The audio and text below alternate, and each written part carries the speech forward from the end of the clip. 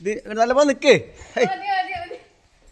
ഇതിൻ്റെ അനിയൻ്റെ കുട്ടിയാട്ടാ. ഇങ്ങോട്ട് വായോ. എന്തോ ഒരു കഷ്ടം. എവിടേക്കായി ഓടണേ? ആ എൻ്റെ കുട്ടി ഇവിടെ ഉണ്ട്. എൻ്റെ കുട്ടി ഇതാ ഇവിടെ. ഇവിടെ എൻ്റെ പേരെന്താ? പേര് പറഞ്ഞോ. റിസാനാണ്. എത്ര വരെ പഠിച്ച്?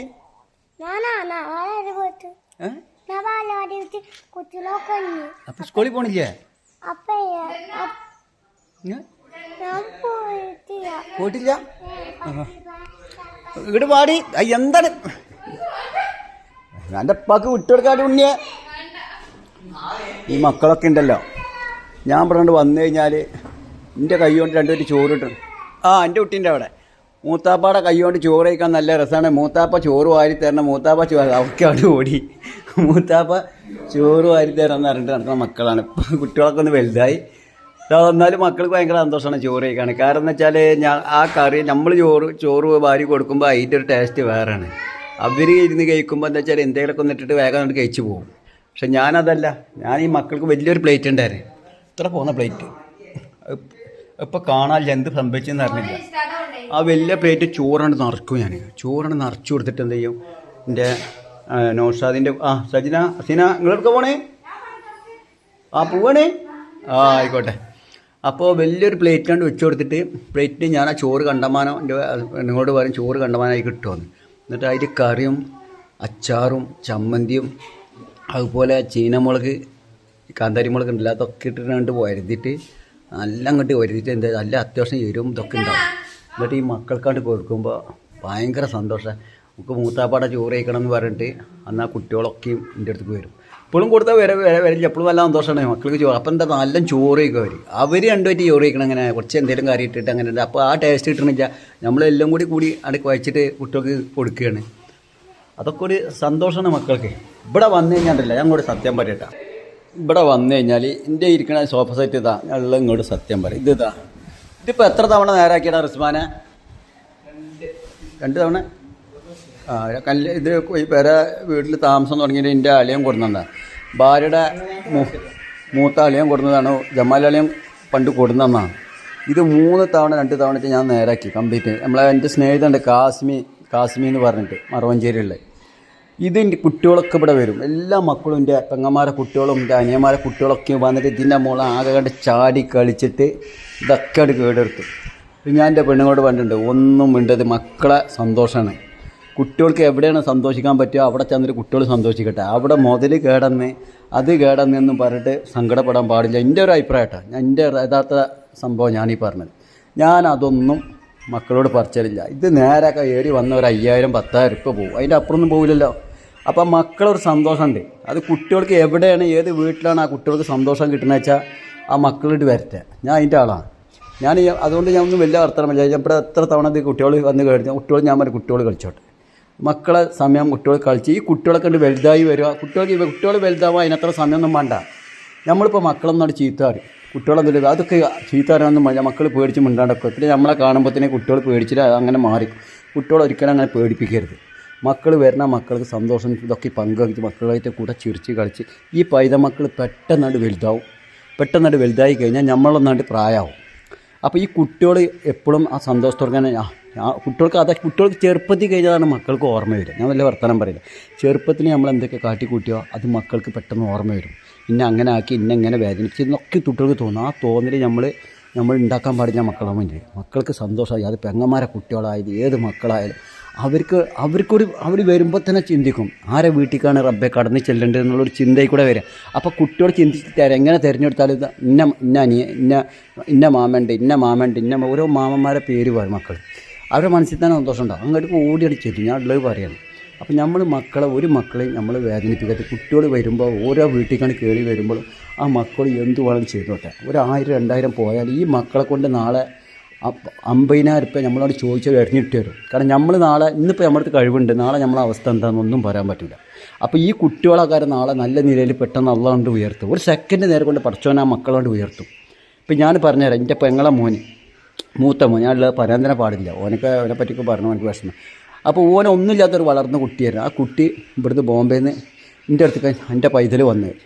അപ്പോൾ ഞാനിപ്പോൾ ഡ്രസ്സ് ഇട്ടില്ല. എനിക്ക് പറയാൻ തന്നെ പാടില്ല. ഞാൻ പറയണേ.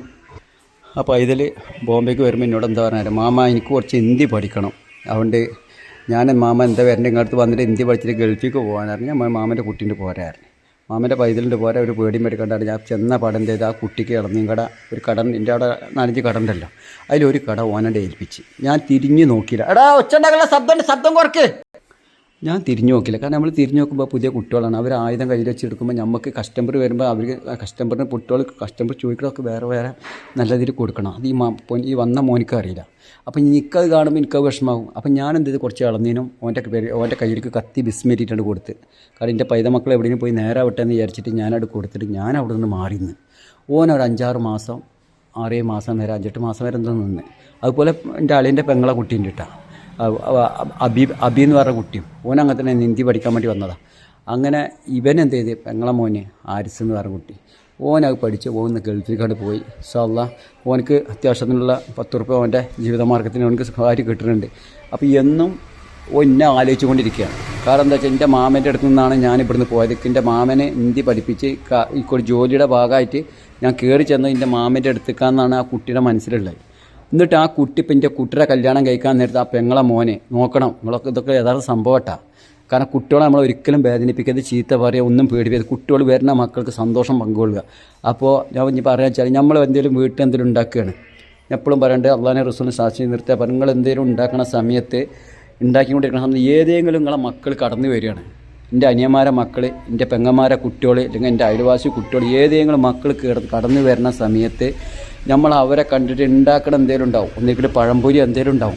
അപ്പോൾ ആകെ കുറച്ചുണ്ടാക്കുന്നുണ്ടാവുള്ളൂ. അപ്പം നമ്മൾ എടുത്തിട്ടാണ് മാറ്റി വെക്കും. കാരണം അവർ വരുന്നുണ്ട്, ഇന്ന ആളെ അനിയൻ്റെ കുട്ടി വരുന്നുണ്ട്, മറ്റവൻ്റെ കുട്ടി വരുന്നുണ്ട് എന്നൊക്കെ ഒരു തോന്നലുണ്ടാവും മനസ്സിൽ. അപ്പം നമ്മളെന്താ ഉണ്ടാക്കുന്ന സാധനം ഉള്ളിൽ കണ്ട് വെച്ചിട്ട് വേറൊരു സാധനം കുട്ടിക്ക് കൊടുക്കുക.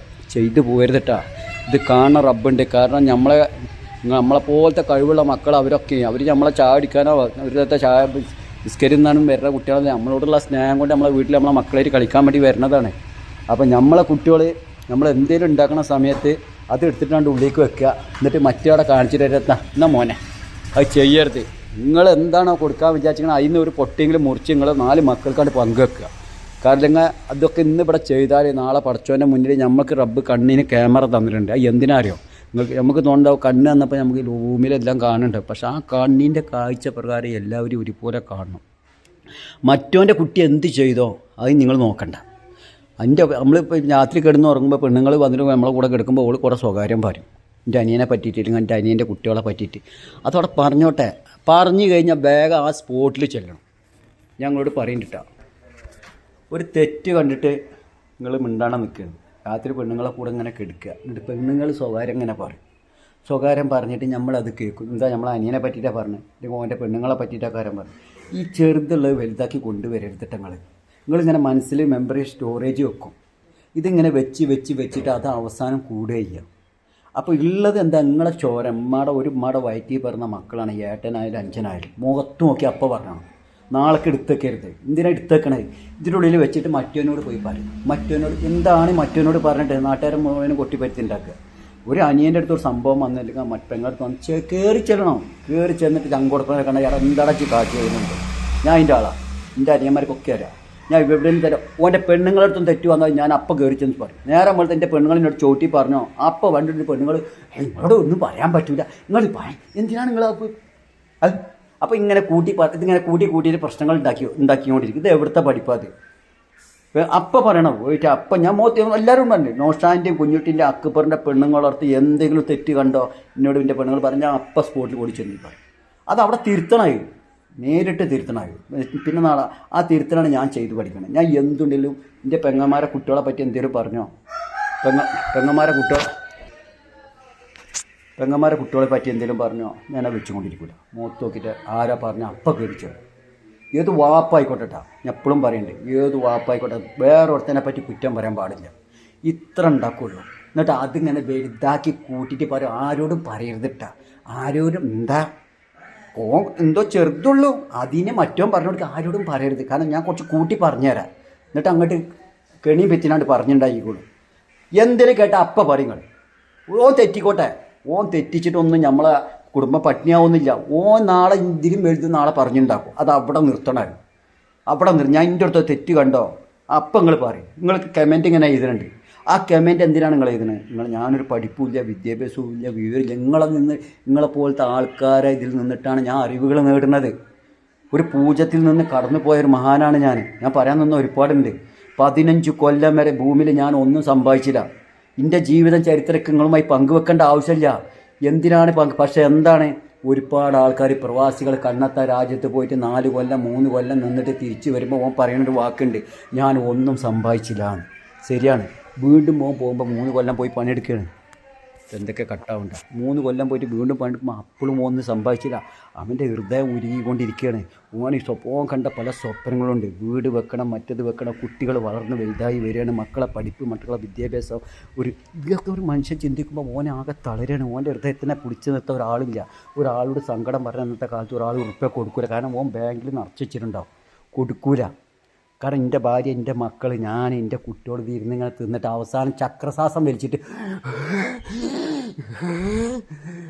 ആ രോഗിയെ കാണാൻ നമ്മൾ കടന്ന് ചെല്ലുകയാണ്. അവിടെ നിന്ന് നമ്മളിങ്ങനെ നിന്നിട്ട് പറയണേ, എടാ അജ്ജി ഭയങ്കര സാധനമാണ്, എൻ്റെ അടുത്ത് എത്ര പണം ഉണ്ടെന്ന് ഞങ്ങൾക്ക് അറിയടാ, എൻ്റെ അടുത്ത് ഞാൻ ഒരു 10 ഉറുപ്പിക ചോദിച്ചു വെച്ച് തന്നില്ലടാ. ഓൻ ഉള്ളോണ്ട് ഇങ്ങനെ പറയും. അതൊക്കെ മുകളിൽ ഒരാൾ കാണുന്നുണ്ട്. ഒരാൾ വേദനപ്പെട്ടാൽ കുടുക്കി നിങ്ങൾ പൈസ അയച്ചിട്ട് ഓൻ പറ്റിച്ചിട്ടൊന്നും നിങ്ങളെ പടച്ചോൻ തളർത്തൂല. നിങ്ങളെ കിണറ്റിലെ വെള്ളം നിങ്ങൾക്ക് അർഹതപ്പെട്ടതാണ്, അത് മറ്റവർക്ക് അർഹതപ്പെട്ടതല്ല. നിങ്ങളെ കിണറ്റിൽ നിന്ന് വരുന്ന വെള്ളം ഉണ്ടല്ലോ, അത് വന്നുകൊണ്ടിരിക്കും. അതിനെ തടയാൻ ഒരാൾക്കും പറ്റൂല. ഞാൻ പറഞ്ഞു കേട്ടോളിട്ടാ, അതിനെ തടയാൻ ഒരാൾക്കും അത് പറ്റൂല. മറ്റവൻ്റെ കിണറ്റിലെ വെള്ളം ഉറുപറ്റും. അവൻ്റെ ഹൃദയം നന്നായാൽ ചിലപ്പോൾ ആ വന്നുകൊണ്ടിരിക്കും. അവൻ്റെ ഹൃദയം തനി വെടക്കാം, എന്നാൽ അത് പടച്ചോനെ അവിടെ കൊണ്ട് കട്ട് ചെയ്യുമോ. കാരണം നീ നിൻ്റെ ഹൃദയത്തെ നന്നാക്കി വെക്കടാന്ന് പറഞ്ഞു. സെക്കൻഡ് പ്രകാരം നന്നാക്ക്.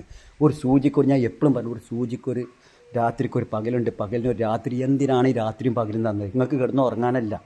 നിങ്ങൾ തെറ്റ് ചെയ്താൽ പിറ്റേ ദിവസം നേരാവാനാണ് പറഞ്ഞത്. എന്നിട്ട് നേരാവണം നിങ്ങൾ പോയി പടച്ചോരടുത്ത് കട കയറി ചെല്ലണ്ടെന്നാണ് പറഞ്ഞത്.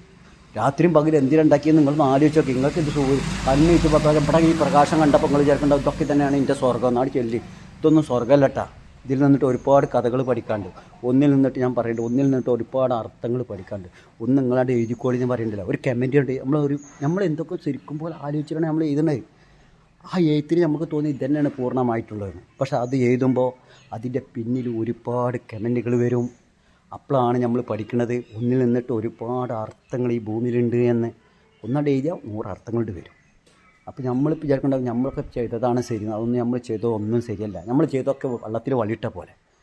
അതിൽ ഏതോ 1-2 ശരിയുണ്ടാവും. പടച്ചോനുമായിട്ട് എൻ്റെ അടുത്തൊക്കെ, ദൈവത്തെ പറ്റി എൻ്റെ അടുത്തൊക്കെയാണ്. ഞാൻ ഇപ്പോഴും പറയണ്ടല്ലോ, ദൈവത്തിനെ നമുക്ക് കാണാൻ കഴിയണില്ല, അള്ളാഹുവിൻ്റെ റസൂലിനെ കാണാൻ പാടില്ല, മരണപ്പെട്ടു പോയവരെ കാണാൻ. എവിടെയാണ് ഇവരൊക്കെ പോയി? ഞാൻ ഇന്നോളം ചോദിച്ചിട്ടുണ്ട് നിങ്ങളോട്. നിങ്ങൾ പഠിച്ച വിദ്യാഭ്യാസമുള്ള ആൾക്കാർ, നിങ്ങൾ കണ്ടെത്തിയത് ഈ മരണപ്പെട്ടു പോയ ആത്മാക്കൾ എവിടെയാണ്? ഇവിടെ ജീവിച്ചിരിക്കുന്ന ഹൃദയത്തിൻ്റെ ആത്മാക്കൾ നിങ്ങൾ വിളിച്ചാൽ അവർ വരുന്നുണ്ട് നിങ്ങളുടെ അടുത്തേക്ക്. നിങ്ങൾ ഹൃദയത്തേക്ക് കടക്കേണ്ട ഞാൻ എത്ര തവണ പറയുന്നത്. എന്താണ് നിങ്ങൾ ഗൗരവമായിട്ട് ഏറ്റെടുക്കാത്തത്?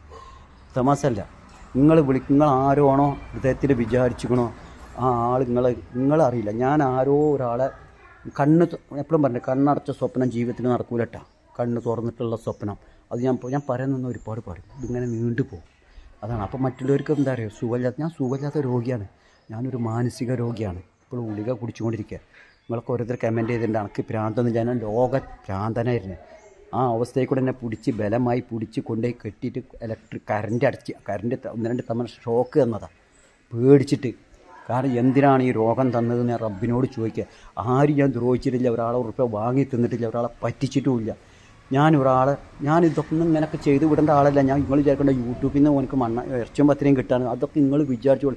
എൻ്റെ മനസ്സിലില്ലാത്ത നിങ്ങൾ വിചാരിക്കണം, നിങ്ങളെ മനസ്സിലില്ലാത്ത ഞാനും വിചാരിക്കും. എന്താണ് അതിൻ്റെ അർത്ഥം? ഞാൻ എൻ്റെ ഹൃദയത്തിൻ്റെ ഉള്ളിലുള്ള ശരിക്കുള്ളതാണ് ഞാൻ നിങ്ങളോട് ഇങ്ങനെ പറയുന്നത്. തലച്ചോറിൻ്റെ ഉള്ളിലുള്ളത്. അല്ലാതെ അതിനൊരു മറച്ച് വെച്ചിട്ട് മറ്റുള്ളവരെ മുന്നിൽ പ്രസംഗിക്കണ പരിപാടി ഇന്നെ കിട്ടൂല. ഞാൻ നിങ്ങളെ ഞാൻ അധ്വാനിച്ച് ചോരനീരായിട്ട് അധ്വാനിച്ചിട്ട് ആ പൈസ മതി. ഇതൊക്കെ ബോംബെയിൽ ഉണ്ടാക്കാൻ ഇഷ്ടം പോലെ ഉണ്ടാക്കും. വിദ്യാഭ്യാസം ഉള്ളവനെ ഓൻ നല്ലതിലുണ്ടാക്കണം. ഓനക്ക് എങ്ങനെ വിദ്യാഭ്യാസം കിട്ടണം? ഓൻ മറ്റുള്ളവനെ പറഞ്ഞു കൊടുത്തിട്ട് ഓൻ അതേമാതിരി ടൈപ്പ് ചെയ്തിട്ടും അതേമാതിരി ചെയ്തിട്ടാണ് ഓനക്ക് ആ പണത്തിൻ്റെ മൂല്യം അവിടെ കാണുന്നത്. മറ്റുള്ളവർക്ക് അതല്ല. പഠിപ്പും വിദ്യാഭ്യാസം ഇല്ലാത്തവനക്ക് അള്ളാഹ് അതിനും അറിവുകൾ കൊടുക്കുന്നുണ്ട്.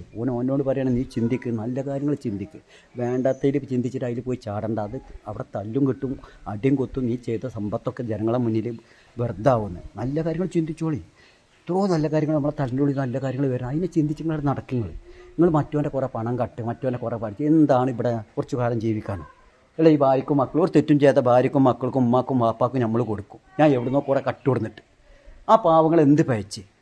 ഇതിനൊക്കെ നാളെ പടച്ചോൻ്റെ മുന്നിൽ നമ്മൾ ഉത്തരവാദിത്വം കൊടുക്കണം. ഞാൻ പറയാൻ നിന്ന ഒരുപാടുണ്ട്, ഞാൻ ഒരുപാട് പറയും.